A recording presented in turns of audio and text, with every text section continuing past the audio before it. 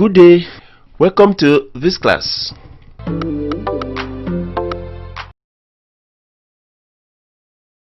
En cette leçon 10, aujourd'hui, nous allons voir le pluriel des noms de l'anglais. Nous allons connaître les pluriels réguliers et irréguliers et comment les former, bien sûr, et tout cela dans le but de savoir bien utiliser les noms de l'anglais au pluriel. Comme nous l'avions brièvement noté dans notre précédente leçon, le nom de l'anglais se met au pluriel en prenant un S à sa fin. Toutefois, il faut savoir que ceci n'est que pour le cas général et régulier. Il faut aussi savoir qu'il y a des noms qui ne peuvent pas se mettre au pluriel dans leur usage s'ils peuvent être définis comme uncount nouns, c'est-à-dire les noms indénombrables, désignant donc les choses qu'on ne peut pas compter. Comme exemple de quelques noms qui peuvent être définis comme uncount nouns, nous avons sound, knowledge, courage, food, electricity et bien d'autres. Ces noms et beaucoup d'autres, bien sûr, ne peuvent donc pas se mettre au pluriel en tant que uncount nouns en leur usage. Il faut noter que les uncount nouns ne s'accompagnent pas de l'article et qui devient donc devant un nom qui commence par une voyelle. Les noms qui s'accompagnent de l'article et au singulier sont en réalité les noms qui prennent un S à leur fin pour se mettre au pluriel. Ce sont les count nouns, c'est-à-dire les noms désignant les choses que l'on peut compter. Il y a des noms qui sont naturellement count nouns dans un contexte donné de leur usage et uncount nouns dans un autre contexte donné de leur usage. Alors, il est important de savoir reconnaître si le nom que vous allez utiliser est un count noun ou un uncount noun.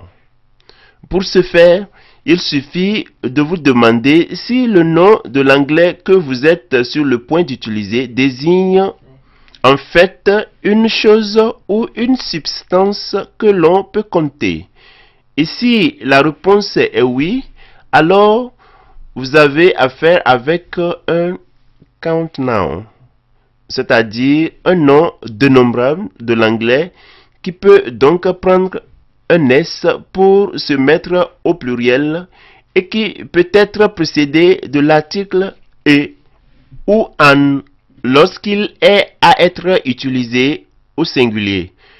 Et par contre, si la réponse est non, cela veut dire que ce nom est un uncount noun qui donc ne se met pas au pluriel et ne s'accompagne pas de l'article et ou an lorsqu'il désigne une chose vague, c'est-à-dire qui n'est pas définie au singulier.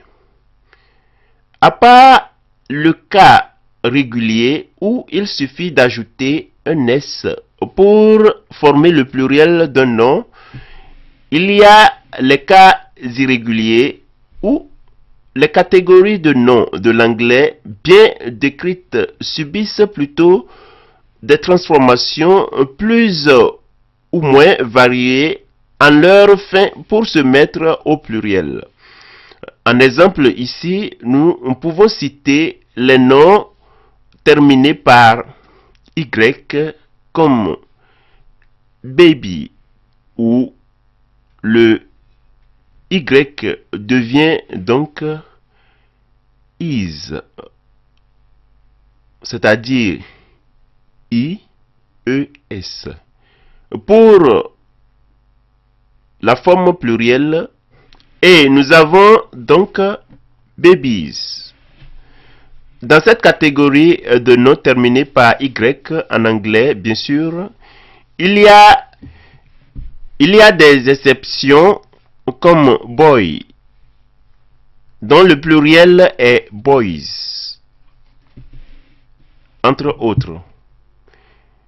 Il n'y a donc pas de transformation en leur fin et on ajoute simplement un S comme dans le cas régulier. Vous avez dans votre manuel de classe pour ce programme la liste des catégories de noms concernés par les cas irréguliers de la formation du pluriel, les descriptions, les explications et les exemples sur comment ces noms se transforment au pluriel.